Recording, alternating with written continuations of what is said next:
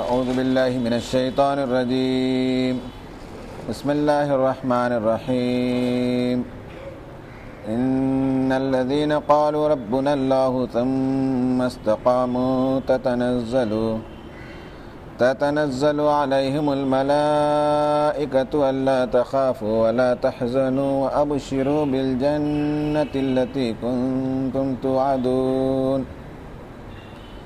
نحن أولياؤكم في الحياة الدنيا وفي الآخرة وَلَكُمْ فِيهَا مَا تَشْتَهِي أَنفُسُكُمْ وَلَكُمْ فِيهَا مَا تَدَّعُونَ نُزُلًا مِّن غَفُورٍ رَّحِيمٍ صدق اللہ العظیم۔ بزرگوں اور دوستو، سورہ حامیم سجدہ سورہ نمبر 41، اس سے میں نے تین آیتیں تلاوت کی ہیں، آیت نمبر 30، 31 اور 32۔ ان آیتوں کا ترجمہ پہلے سن لیں، پھر اس کے بعد موضوع پر گفتگو ہوگی۔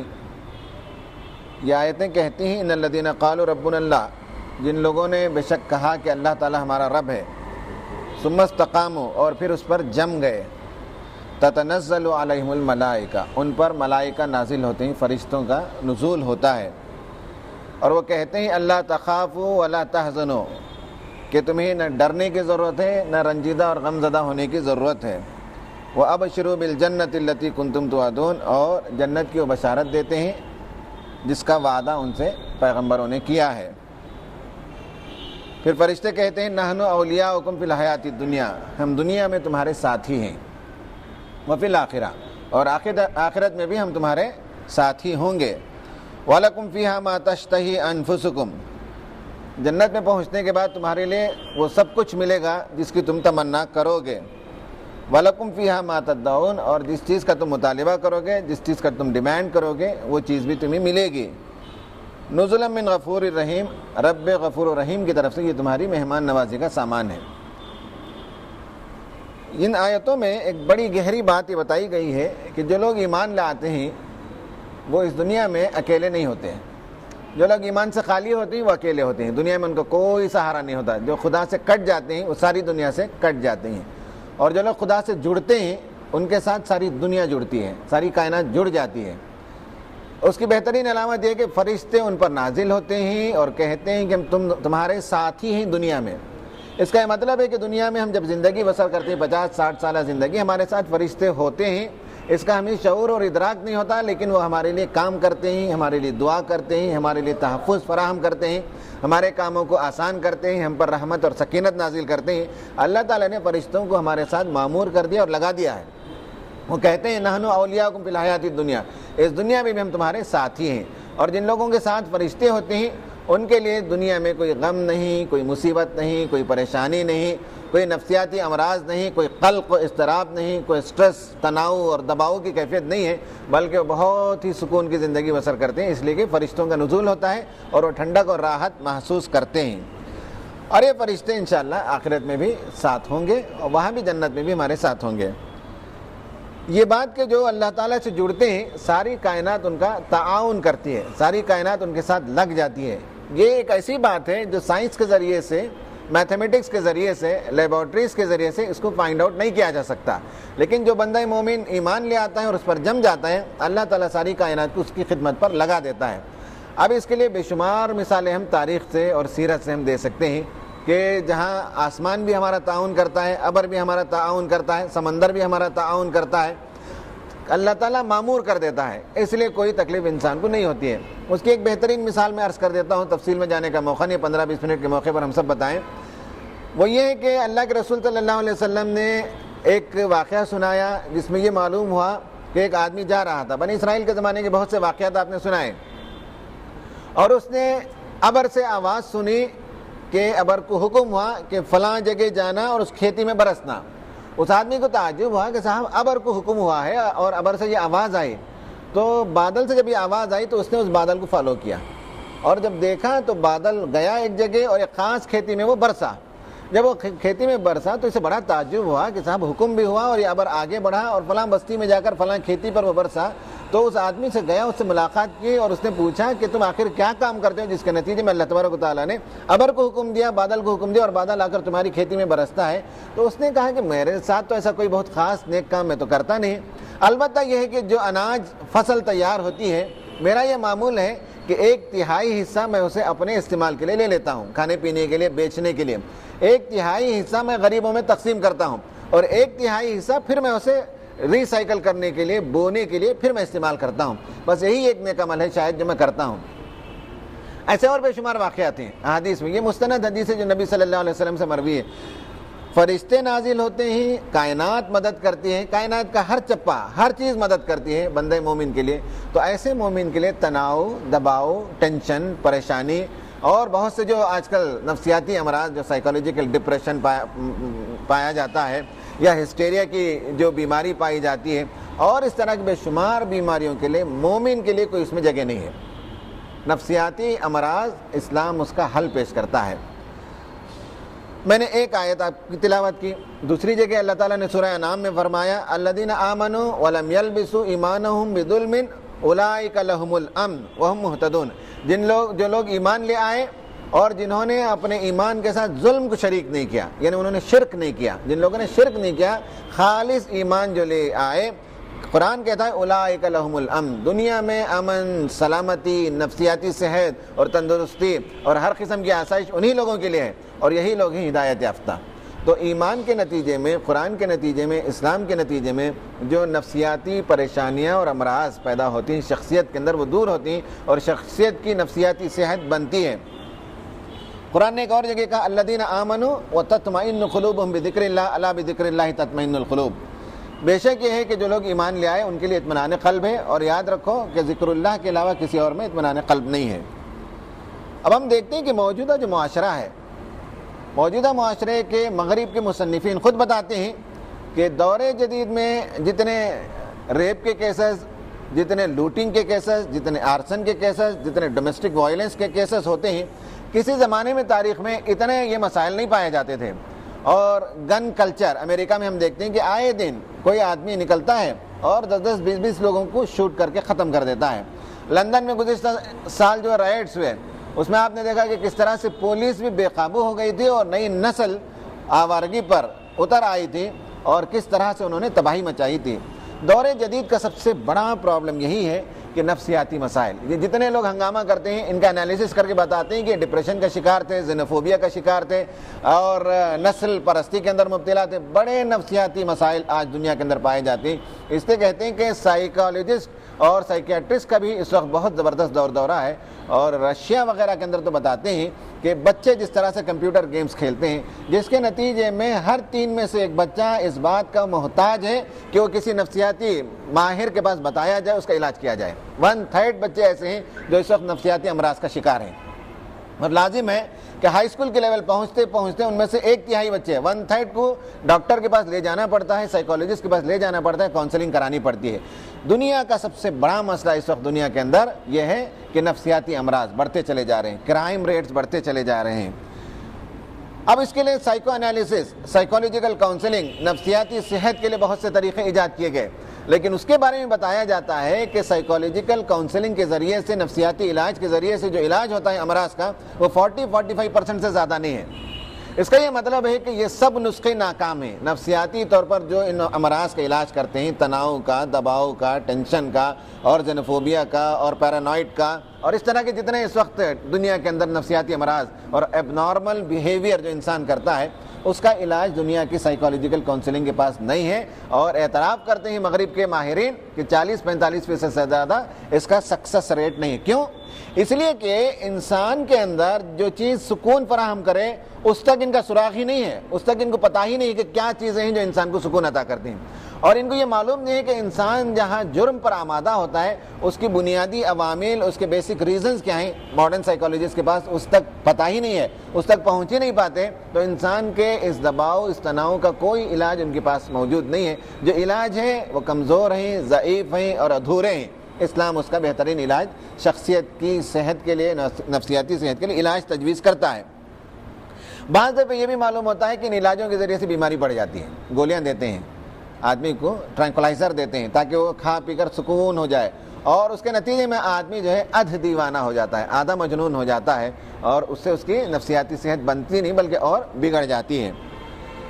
علاج اس کے علاوہ کچھ نہیں کہ اسلام کی طرف لوٹیں، قرآن کی طرف لوٹیں، ایمان کی طرف لوٹیں۔ یہ اگر میں کہوں تو آپ کو لگے گا صاحب ہر آدمی یہی تو بات کہے گا، مذہبی آدمی مسلمان کہے گا، ہندو اپنی بات کہے گا، کوئی آدمی اپنی بات کہے گا۔ ایسی بات نہیں ہے۔ موجودہ دور کے بعض سائیکالوجسٹ نے اس بات کا اعتراف کیا ہے کہ دین کی طرف اور ایمان کی طرف لوٹے بغیر نفسیاتی صحت بنتی نہیں اور نفسیاتی امراض کا علاج ممکن نہیں ہے۔ میں آپ کو 5-6 سائیکالوجسٹ کا ذکر کرتا ہوں۔ آپ چونکہ کمپیوٹر کے ماہرین ہیں، آپ جا کر کمپیوٹر میں بھی، آپ نیٹ میں گوگل میں آپ سرچ کریں تو یہ سائیکالوجسٹ اور ان کے یہ کوٹیشن اور ان کا یہ نقطہ نظر آپ کو مل جائے گا۔ ایک ہے شیلڈن کیشڈان کے نام سے ایک سائیکالوجسٹ ہے، اس نے بتایا ہے کہ میں اپنے مریضوں کو تجربے کا میں نے پایا کہ میں ان سے ہمیشہ یہ کہتا ہوں کہ نفسیاتی امراض کا علاج یہ ہے کہ تم سماج سے مربوط رہو، سماج سے مل جاؤ اور انسانوں سے محبت کرنا سیکھو، تمہارے آدھے امراض کا علاج اس کے اندر موجود ہے۔ قرآن نے یہ چیز بہت پہلے بتایا، بھوکوں کو کھانا کھلانا، غریبوں کو کپڑے پہنانا، اور بلکہ یہ کہا کہ جو آدمی بھوکے کو کھانا نہیں کھلاتا، ننگے کو کپڑے نہیں پہناتا اور پیاسے کو پانی نہیں پلاتا، کل خدا تعالیٰ قیامت کے دن کہے گا کہ میں ننگا تھا تو نے مجھے کپڑا نہیں پہنایا، میں بھوکا تھا تو نے مجھے کھانا نہیں کھلایا، میں پیاسا تھا تو نے مجھے پانی نہیں پلایا۔ بندہ پوچھے گا پروردگار تو تو ساری کائنات کو کھلاتا ہے، تو کیسے بھوکا؟ تو کہے گا اللہ تعالیٰ تیرے دروازے پر فلاں آدمی فلاں ٹائم پر آیا تھا، اگر تو اسے کھلاتا تو مجھے پاتا۔ موجودہ ماہرین نفسیات اب کہتے ہیں کہ صاحب انسانوں سے محبت کرو، انسانوں کو کھلاؤ، سماج سے مربوط ہو جاؤ تو تمہارے امراض، تمہارے مسائل اور تمہارے یہ جو سائیکالوجیکل ایشوز ہیں یہ سالو ہو جائیں گے۔ اب یہ لوگ تسلیم کرتے ہیں۔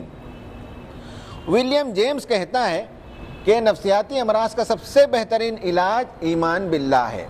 جو آدمی اللہ تعالیٰ سے رشتہ جوڑتا ہے وہ سائیکالوجیکلی اور نفسیاتی طور پر طاقتور ہوتا ہے، اور ایمان اسے طاقت عطا کرتا ہے دنیا کے مصائب اور مشکلوں اور مسائل کو جھیلنے اور فیس کرنے کے لیے۔ ایمان باللہ سے آدمی کو طاقت ملتی ہے۔ وہ کہتا ہے کہ سمندر کو دیکھو، سمندر میں اوپر تموج ہوتا ہے، تلاطم ہوتا ہے، زبردست موجیں اٹھتی ہیں، لیکن ان سب کے نتیجے میں سمندر کی تہ میں جو سکون ہے، جو خاموشی، وہ متاثر نہیں ہوتا ہے، وہ سکون باقی رہتا ہے۔ سمندر کے تہ کے اندر بہت ہی سکون، پرسکون فضا ہوتی ہے۔ تو کہتا ہے کہ بندہ مومن جو ایمان لے آتا ہے اس کی شخصیت کے گہرائی کے اندر سکون ہوتا ہے۔ اس کے ظاہر کی دنیا میں کبھی مسائل آتی ہیں، کبھی مشکلات آتی ہیں، کبھی بچہ بیمار ہو گیا، کبھی بیوی ناراض ہو گئی، کبھی بزنس کے اندر جو ہے اتار چڑھاؤ آ گئی، یہ سب جو ہے اوپر سمندر کے اوپر جس طرح سے موجیں آتی ہیں، تلاطم آتا ہے، اس طرح سے ذاتی زندگی کے اوپری حصے میں تو کبھی پریشانی آتی ہے لیکن اندر سے اس کا دل مطمئن ہوتا ہے، پرسکون ہوتا ہے، جیسے کہ سمندر کی تہ میں سکون واقع ہوتا ہے۔ یہ ولیم جیمز کہتا ہے۔ ایک بہت بڑا ماہر نفسیات ہے، بہت مشہور ہے، اس کا نام ہے جے وائی یونگ، ہے نا؟ ہاں، جے وائی یونگ ہے۔ آپ اسے آپ دیکھیے، اس نے لکھا ہے کہ میرا 30 سالہ تجربہ بتاتا ہے۔ لکھتے ہیں جنگ، JUNG لکھتے ہیں، پڑھتے ہیں یونگ۔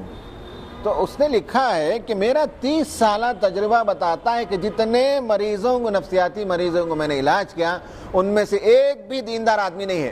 جو دین سے دور، دین سے کٹا ہوا ہوتا ہے، وہی آدمی امراض کا شکار ہوتا ہے۔ یہ جو ہے خود یونگ کا کنفیشن ہے کہ 30 سالہ تجربہ اسے بتاتا ہے کہ بے دین لوگ ہی نفسیاتی امراض کا شکار ہوتے ہیں۔ یہ بل کہتا ہے کہ دیندار شخص نفسیاتی امراض کا کبھی شکار نہیں ہوتا۔ ہنری لنک کہتا ہے، اس کی کتاب بیک ٹو بلیف ہے، اس میں وہ کہتا ہے کہ تجربے سے معلوم ہوتا ہے کہ عبادت کرنے والا شخص اچھی شخصیت اور نفسیاتی صحت رکھتا ہے۔ یہ دیندار آدمی کے بارے میں کہا۔ اور ٹوائن بھی کہتا ہے کہ یورپ کا سب سے بڑا مسئلہ اس کا روحانی اقدار سے خالی ہو جانا ہے، اور اس کا علاج ہے کہ وہ پھر دین کی طرف لوٹے، اس کے بغیر مغرب کا کوئی علاج نہیں ہے۔ یہ ماہرین نفسیات اس وقت بتاتے ہیں۔ نفسیاتی جو مسائل ہوتے ہیں ان میں سے ایک مسئلہ ہے خوف۔ آدمی کو خوف ہوتا ہے، اور بلا وجہ کا خوف، معلوم نہیں کہ کیوں ہے۔ آپ کو اگر کبھی اس طرح کے لوگوں سے سابقہ پڑھے تو آپ دیکھیں کہ صاحب ان کو خوف لاحق ہے۔ اب ان سے آپ کھوجئے، پوچھئے کہ کیا خوف ہے، تو معلوم نہیں ہوتا۔ سائیکو انالیسس کرنے کے بعد معلوم ہوتا ہے کہ ان کو اس بات کا خوف ہے کہ صاحب ان کو کل کے دن جو ہے ان کا بزنس اور ان کی تجارت چمکے گی کہ نہیں چمکے گی، ان کو لاس ہونے کا اندیشہ ہوتا ہے، ان کو غربت کا اندیشہ ہوتا ہے، خوف فقر کا، فاقے کا ہوتا ہے۔ یا بعض لوگوں کو جان کا ڈر ہوتا ہے، لگتا ہے کہ کوئی پیچھا کر رہا ہے، کوئی مارنے والا ہے، خواب میں ان کو ایسے ہی نظر آتا ہے، اچانک چمک کر اٹھ کر بیٹھ جاتے ہیں۔ بعض لوگ کہتے ہیں کہ صاحب ان کو موت کا ڈر ہوتا ہے، وہ مسجد کو جاتے ہیں، کسی میت کو دیکھتے ہیں تو تھر تھرا جاتے ہیں اور ڈر جاتے ہیں کہ صاحب موت آنے والی ہے، مر جائیں گے، قبر میں لٹا دیا جائے گا۔ یہ سب خوف بہت سے لوگوں کو نفسیاتی خوف لاحق ہوتا ہے۔ قرآن نے اس کا علاج یہ بتایا کہ ایمان کے ساتھ اس کا علاج ہو جاتا ہے۔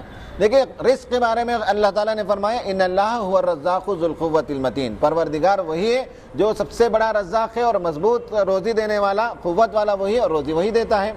کہا کہ وما من دابۃ فی الارض الا علی اللہ رزقها، زمین میں چلنے والا کوئی جانور ایسا نہیں ہے جس کے رزق کی ذمہ داری خدا پر نہ ہو۔ چڑیے کو، پتنگے کو، کیڑے کو، مکوڑے کو جب وہ کھلاتا ہے تو انسان کے رزق کی ذمہ داری بھی اس پر ہے، انسان کیوں اس پر خواہ پریشان ہونا چاہیے۔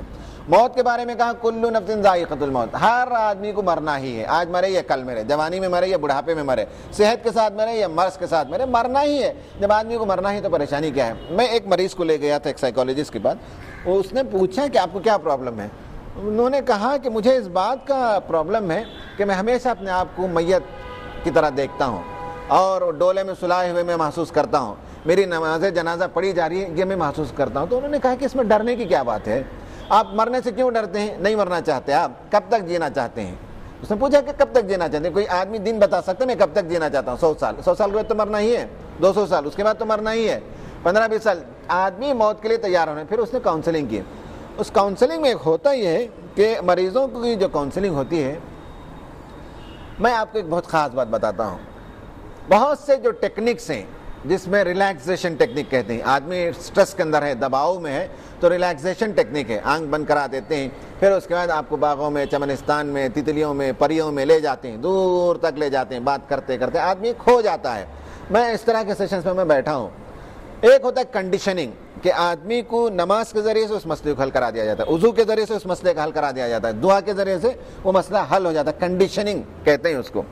ایک ہوتا ہے ہپنوٹزم، ہپنوٹزم کا مفہوم غلط لیتے ہیں۔ ہپنوٹزم دراصل یہ ہے کہ آدمی اپنے خیالات کو کنسنٹریٹ کر سکے اور امیجنیشن کر سکے، اس کا نام ہے ہپنوٹزم۔ ہپنوٹزم کا غلط مفہوم بیان کیا جاتا ہے۔ ہپنوٹزم میں ہوتا یہ ہے کہ آدمی جو نفسیاتی مرض کا شکار ہوتا ہے اسے لے جایا جاتا ہے۔ یہاں سونامی وغیرہ جب ہوا تھا ناگپٹنم وغیرہ کے بیلٹ میں، وہاں میں نے دیکھا ہے کہ کس طرح سے سائیکولوجیکل کاؤنسلنگ کی جاتی ہے۔ اس کاؤنسلنگ میں یہ ہے کہ سب آنکھیں بند کر دیا جاتا ہے اور کہتے ہیں کہ تصور کرو تم اڑ رہے ہو، جا رہے ہو، سامنے دیکھو ستارہ ہے، سامنے دیکھو وہاں چاند ہے، فلاں ہے، وہاں سے ایک پری تمہیں بلاتی ہے، تم پر وہ پھول لگا رہی ہے، فلاں ہے۔ اس طرح سے ان کو ایک دوسری دنیا میں لے جاتے ہیں، تصور کی دنیا میں، جہاں آدمی ریلیکس محسوس کرتا ہے اور اپنے ذہن کے اس دباؤ اور ٹینشن کو دور کرتا ہے۔ میں نے جب غور کیا تو جو اس کا ماہر ہے، بریڈ اس کا نام ہے، جس نے ہپنوٹزم کے فن کو ایجاد کیا، بریڈ نے لکھا ہے کہ ہپنوٹزم میں نے مشرق کے دینی علماء سے سیکھا ہے۔ یہ میرے لیے بھی ایک نئی بات تھی۔ پھر اس نے ایک کتاب کا نام بتایا، حالانکہ وہ کتاب تو مجھے دستیاب نہیں ہوئی، وہ کتاب ایران کے کسی عالم دین کی کتاب ہے، دبستان کے نام سے، وہاں بوستان، گلستان، اس طرح کی کتابیں لکھی جاتی ہیں۔ اس نے کہا کہ میری بنیادی فکر میں نے وہاں سے لی ہے، ایران کے علماء سے۔ مجھے تب پتا چلا کہ ہپنوٹزم کے ذریعے سے نفسیاتی جو علاج کیا جاتا ہے، یہ ہمارے علماء نے بہت پہلے اس کو تجویز کیا ہے۔ کیا علاج ہے؟ علاج یہ ہے کہ قرآن کی جب آیت تلاوت کی جاتی ہے تو قرآن آپ کو ایک دوسری دنیا میں لے جاتا ہے نا، جنت میں لے جاتا ہے، جنت کی نہریں سے سیر کراتا ہے، جنت کی حوروں سے ملاقات کراتا ہے، جنت کے میوے آدمی امیجن کرنے لگتا ہے، جنت کی پرسکون زندگی محسوس کرتا ہے۔ یہاں بھائی سے جھگڑا، یہاں بیوی سے جھگڑا، قرآن کہتا ہے کہ آخرت میں کوئی جھگڑا ہونے والا نہیں، سب گلے میں ہاتھ ڈال کر بیٹھے ہوئے ہوں گے اور آپس کی کدورتیں دور ہوں گے۔ تو آدمی سوچتا ہے کہ جس سے آج میرا جھگڑا ہے، جس سے میرا اس وقت پرابلم ہے، کل تو ہم جنت میں جو ہے صوفوں میں آمنے سامنے بیٹھیں گے، گلے لگائیں گے، خوش الہانی سے بات کریں گے۔ تو قرآن نفسیاتی طور پر ہپنوٹائز کرتا ہے، ایک دوسری دنیا میں لے جاتا ہے جہاں حوریں بھی ہیں، پریاں بھی ہیں، پانیاں، ندیاں بھی بہتی ہیں اور چشمے بھی بہتے ہیں، باغات بھی ہیں، کھیتیاں بھی ہیں، ایک دوسری دنیا کا سفر کراتا ہے، پرسکون دنیا میں لے جاتا ہے۔ یہ دراصل اور خوف کا ایک اور علاج یہ بتاتے ہیں کہ جس کا نام ہے ریسیپروکل انہیبیشن، جس چیز کا خوف ہے اسی خوف سے اس خوف کو دور کرایا جاتا ہے۔ جیسے آدمی کو کتے کا ڈر ہو تو ہپنوٹزم میں کرتے ہیں کہ غور کرو، کتا آیا تمہارے سامنے, ہاں وہ ڈرتا ہے, کہتے ہیں ڈرو نہیں, کتے کو پکڑو, منہ میں ہاتھ ڈالو, اسے چیر دو, فلاں کر دو. ہپنوٹائز کر کے جو آدمی جس چیز سے ڈرتا ہے اس ڈر کو اسی سے نکالا جاتا ہے. ایک آدمی اونچائی کا ڈر رہتا ہے تو اسے کہتے ہیں کہ تصور کرو, چڑھو, دوسری منزل, تیسری منزل, 40ویں منزل, 100ویں منزل, چڑھاتے ہیں اسے, چڑھا کر کہتے ہیں وہاں سے کودو, امیجنیشن میں کودتے ہی تو سوچو دیکھو کتنا آسان ہے, کتنے ہواؤں میں تم اڑ رہے ہو, کیسا. تو آدمی خود بخود ہپنوٹزم کا یہ ہوتا ہے کہ غیر شعوری طور پر آدمی وہ سب کام کرنے لگتا ہے. جیسے کہ ہپنوٹزم میں کہتے ہیں کہ جب آدمی کو ٹینشن دباؤ ہو, کہتا ہے کہ سب میرا ہاتھ نہیں اٹھتا ہے, مجھے پریشانی, تو کہتے ہیں آنکھ بند کرو, اترو تم سوئمنگ پول میں, 10 سیڑھیاں ہیں, 1 سیڑھی, 2 سیڑھی, 4, 5, 6 سیڑھی سے پانی شروع ہوتا ہے. پیر کو ٹھنڈک لگا, ہاں ٹھنڈک لگی ہے, پانی لگ رہا ہے, اترو تھوڑا سا, پانی ٹخنے تک آیا, گھٹنے تک آیا, اسے اتارتے ہیں پانی میں, پھر آدمی فلوٹ ہونے لگتا ہے. ہپنوٹزم میں سب کراتے ہیں. اسلام میں علاج اتنا بہترین ہے کہ آدمی قرآن کا مطالعہ کرتا ہے تو قرآن جو ہے وہ جو خوف ہے اس خوف کو دور کرتا ہے. جہنم کی جو سیر کراتا ہے قرآن, وہ خوف کو دور کرانے کے لیے ہے. جہنم کے مناظر آدمی دیکھتا ہے, اس کو دیکھنے کے نتیجے میں اس کا خوف دور ہوتا ہے, اس بیماری کو, اس کمزوری کو دور کرتا ہے. ان سب کا اصل میں جو علاج ہے اسے کہتے ہیں گلٹی کانشس. جو آدمی کے اندر کرائم کرنے کے بعد, اب چونکہ چھوٹے بچے میں اس مجلس میں تفصیل میں جانے کا موقع نہیں ہے, تو بالخصوص جو جنسی انارکی ہے مغرب میں, اس کے بعد جو ہے سائیکالوجیکل اسالٹ ہوتا ہے, نفسیاتی مرض کا شکار ہوتے ہیں. جو پہلے تجربے سے گزرتے ہیں اس کے بعد ان کو نفسیاتی مرض اور پرابلم شروع ہوتا ہے, اور ان کے ہاں کوئی علاج نہیں ہے. اصل میں جو ہے گناہ کا جو احساس ہے وہ انسان کو بیمار کر دیتا ہے. اسلام کا بہترین طریقہ یہ ہے کہ گناہ کا علاج یہ کرتا ہے کہ توبہ پر آمادہ کرتا ہے, مغفرت کی امید دلاتا ہے. قل یا عبادی الذین اسرفوا علی انفسہم لا تقنطوا من رحمت اللہ, اے میرے بندو جنہوں نے اپنے نفس پر ظلم کیا, گناہ کیا ہے, چندہ ضرورت نہیں فکر کرنے کی, پریشان ہونے کی, آؤ میں تمہارے سب گناہ معاف کرنے کے لیے تیار ہوں. یہ جو دروازہ مغفرت کر توبہ کا ہے, چونکہ مغرب کے پاس نہیں ہے اس لیے ہزار علاج کرنے کے باوجود بھی جو گناہ کا پہلا تجربہ نوجوان کر گزرتے ہیں اس کے بعد ساری زندگی اس گناہ کے احساس کے اندر, جرم کے اندر مبتلا رہتے ہیں, اس سے باہر نہیں نکل پاتے, ان کی صحت بنتی نہیں, بیمار ہی بیمار رہتے ہیں. قرآن بتاتا ہے غلطی ہوتی ہے انسان سے, توبہ کرے, مغفرت مانگے تو آدمی کا وہ احساس ختم ہو جاتا ہے, جو گلٹ کا جو کانشنس ہے, احساس جرم ختم ہو جاتا ہے. تو اس طرح سے اسلام علاج کراتا ہے ایمان کے ذریعے سے, خوف کو دور کرتا ہے, موت کے بارے میں راز بتا کر کہ موت جب آنی ہے تب آئے گی. رزق کے بارے میں خوف کو دور کرتا ہے, کہتا ہے کہ اللہ تعالیٰ ہی کے ہاتھ میں ہی لہو مقالید السماوات والارض, کہ آسمان و زمین کے خزانوں کی کنجیاں اس کے ہاتھ میں, وہ جسے چاہتا ہے دیتا ہے. ان اللہ یبسط الرزق لمن یشاء ویقدر, جسے چاہتا ہے بے حساب رزق دیتا ہے, جسے چاہتا ہے تنگ کر دیتا ہے, سب اس کے ہاتھ میں. تو بھوک کا خوف, جان کا خوف, احساس جرم کا خوف, اللہ تعالیٰ ان سب کا علاج کرتا ہے. پھر ہپنوٹائز کا, میں نے یہ اصطلاح استعمال کیا, آپ اس کا غلط مفہوم نہ لیں, یعنی ایک دوسری دنیا میں جنت میں لے جاتا ہے, ٹرانکولیٹی پیدا کرتا ہے اور آدمی کو اطمینان عطا کرتا ہے, سکون, روحانی سکون عطا کرتا ہے. ہمارے علماء نے بتایا کہ قرآن کے ذریعے بے شمار علاج کو بتایا ہے. اس میں موقع نہیں, میرے پاس وقت نہیں ہے تفصیل میں جانے کا کہ اس وقت ہم آپ کو اس پر تفصیل سے بات نہیں کر سکتے, لیکن یہ ہے کہ قرآن کے ذریعے کس کس بیماری کا علاج, کس کس پریشانی کا علاج, کس کس تناؤ کا, دباؤ کا علاج ہے, یہ سب جو ہے علماء نے اس پر لکھا ہے. امام ابن قیم جوزی کی کتاب ہے طب نبوی, ان کی کتاب ہے دوائے شافی, بڑی موٹی موٹی کتابیں ہیں. دوائے شافی آپ پڑھ کر دیکھیے, اس میں بتایا گیا ہے کہ کس طرح سے گناہ کے احساس سے اسلام ہم کو جب بچاتا ہے, نکالتا ہے. طب نبوی میں بتایا گیا کہ کس طرح سے بہت سی دعاؤں کے ذریعے سے بہت سی بیماریوں کا, نظر بد کا, حسد کا علاج کیا جا سکتا ہے, انہوں نے اس میں بتایا ہے. مولانا مودودی رحمۃ اللہ علیہ نے لکھا ہے تفہیم القرآن میں کہ معوذتین, قل اعوذ برب الفلق اور قل اعوذ برب الناس, یہ 2 صورتیں بڑی شاندار صورتیں ہیں, بہت سے امراض کا علاج اس کے اندر موجود ہے. کہتے ہیں کہ جس زمانے میں ان کو جیل میں ڈال دیا گیا تھا اس لیے کہ انہوں نے قادیانیت کے خلاف کتاب لکھا تھا, اور اللہ کے رسول صلی اللہ علیہ وسلم کی آخری جو رسالت ہے اور آپ ختم نبوت پر جو آپ نے کتاب لکھی, اللہ کے رسول صلی اللہ علیہ وسلم آخری رسول, ان کے بعد کوئی رسول آنے والا نہیں, اس پر جب انہوں نے کتاب لکھی تو ان کو سزائے موت سنائی گئی تھی. تو اس زمانے میں جب جیل میں تھے تو ان کو جو ہے پتھری آ گئی تھی پیشاب کے راستے میں, اور بہت تکلیف ہو رہی تھی. لوگوں نے کہا کہ آپ لکھ دیجئے جیل کے وارڈن کو کہ ایک ڈاکٹر کا جو ہے آپ کے لیے تعین کر دیا جائے, وہ آپ کو جو ہے علاج کر دے گا.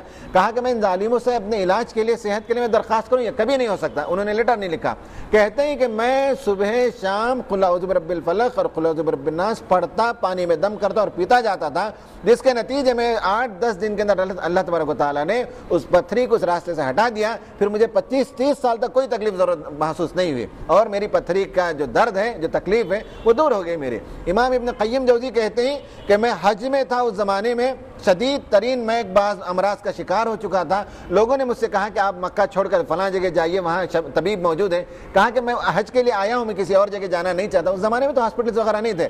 وہ کہتے ہیں کہ میں قل اعوذ برب الفلق اور قل اعوذ برب الناس پڑھ پڑھ کے دم کرتا تھا, یہاں تک کہ میری وہ بیماری دور ہو گئی.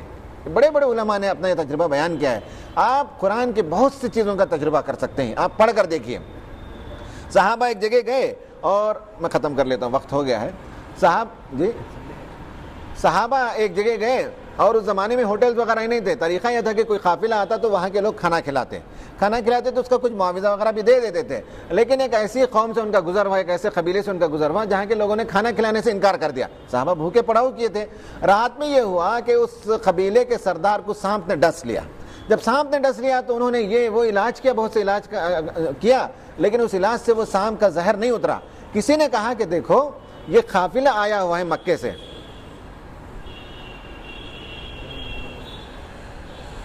ایک قافلہ مکے سے آیا ہوا ہے, ہو سکتا ہے کہ ان کے پاس کوئی دوا ہو, وہ علاج کر دیں. تو انہوں نے آئے, وہ لوگ بھاگے بھاگے آئے صحابہ کے پاس, اور ان سے کہا کہ بھائی آپ کے پاس کوئی علاج ہو تو علاج کرا دیجئے. تو انہوں نے کہا کہ بھائی تم لوگوں نے کھانا نہیں کھلایا, اس لیے ہم معاوضہ لیں گے تم سے.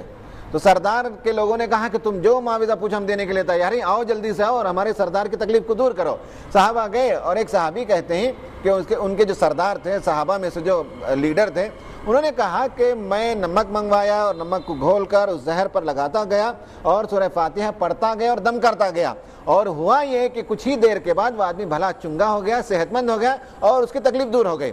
اور اس کے بعد ان لوگوں نے پوچھا کہ تمہارا معاوضہ کیا. یہ مستند حدیث ہے, یہ واقعہ حدیث کی کتابوں میں. انہوں نے پوچھا کہ تمہارا معاوضہ کیا ہے. کہا کہ تم نے جو وعدہ کیا وہ کرو. تو سردار نے کہا کہ وہاں جو بکریوں کا ریوڑ ہے وہ سب دے دو ان کو. تو صحابہ وہ بکریوں کا ریوڑ لے کر آئے, نبی صلی اللہ علیہ وسلم کی بارگاہ میں آ کر انہوں نے ماجرا سنایا, اور مزاحن کہا کہ اللہ کے رسول, ان لوگوں نے چونکہ ہماری مہمان نوازی نہیں کی تھی, اس لیے ہم نے ان کو کہا کہ ہم تم سے معاوضہ لیں گے دعا کرنے کے لیے. اللہ کے رسول نے مذاق کیا کہ بھائی میں نے تم کو یہ دعا سکھائی تھی, اس لیے میرا بھی شعر اس میں عطا کرو, ہے نا. آپ نے مذاقن کہا. سورہ فاتحہ کے اندر بہت سی چیزوں کا علاج موجود ہے. آپ کو ایک چھوٹا نسخہ بتاتا ہوں, آپ تجربہ کر کے دیکھیے. آپ فجر کی نماز کو جاتے ہیں, کتے بھونکتے ہیں, کتوں کا ڈر ہوتا ہے نا, ہر آدمی کو ہوتا ہے, کتے سے ڈرتے ہیں. آپ سیدھی مٹھی بند کیجئے اور قل اعوذ برب الفلق اور قل اعوذ برب الناس پڑھیے. میں آپ کو یقین سے کہتا ہوں, آپ یہ پڑھنا شروع کریں گے, کتا بند کر دے گا اپنی آواز کو, بھونکنا بند کر دے گا, اس لیے کہ اس کے اندر علاج موجود ہے. آپ معوذتین پڑھنے کے ساتھ قرآن یہ کتے جو ہے, جو پورا گروپ ہوتا ہے کتوں کا, سب خاموش بلکہ بکھر جاتے ہیں, بھاگ جاتے ہیں. یہ سب قرآن کے اندر نفسیاتی علاج, خوف کا علاج, بیماریوں کا علاج, نظر بد کا علاج, حسد کا علاج, تناؤ کا, دباؤ کا, ان سب کا علاج اس کے اندر موجود ہے. ضرورت اس بات کی ہے کہ قرآن نے خود کہا نا کہ قد جاءکم, یہ تمہارے پاس جو ہے اللہ تبارک و تعالیٰ کی طرف سے موعظۃ من ربکم وشفاء لما فی الصدور, شفا آ گئی ہے. تو اللہ تعالیٰ نے قرآن کے اندر شفا رکھا ہے. لیکن قرآن بنیادی طور پر ہدایت کی کتاب ہے, دوا کی کتاب نہیں ہے, یہ بات یاد رہیں. پہلا اس کا مقصد ہے ہدایت, اس کے ساتھ اس کے اور بھی مقاصد ہیں. یہ علم کی کتاب بھی ہے, یہ ہسٹری کی کتاب بھی ہے, یہ سائیکالوجی کی کتاب بھی ہے, یہ نفسیاتی امراض کا علاج کی کتاب بھی ہے. لیکن اس کی بنیادی حیثیت کو گم نہیں کرنا چاہیے. اس کی بنیادی حیثیت ہدایت کی کتاب ہے. باقی سب چیزیں بھی اس سے میسر آتی ہیں. کیونکہ موقع نہیں ہے تفصیل میں جانے کا, انشاءاللہ پھر کبھی موقع ہو زندگی میں, کبھی آپ سے ملاقات ہو تو ہمیں انشاءاللہ قرآن کیسے علاج کرتا ہے, روزہ کیسے علاج کرتا ہے نفسیاتی امراض کا, دعا سے کیسے علاج ہوتا ہے, ذکر سے کیسے علاج ہوتا ہے, نماز کے ذریعے سے کیسے علاج ہوتا ہے, ہم اس پر انشاءاللہ کبھی تفصیل سے بات کریں گے. اللہ تعالیٰ سے دعائیں کہ اللہ تبارک و تعالیٰ ہم سب کو قرآن مجید سے وابستہ ہونے کی توفیق عطا فرمائے, اور قرآن کے اندر جتنے فوائد ہیں ان سب فوائد سے اللہ تعالیٰ ہمیں مستفید فرمائے. آمین. وآخر دعوانا ان الحمدللہ رب العالمین. ربنا آتنا فی الدنیا حسنہ وفي الآخرة حسنة وقنا عذاب النار.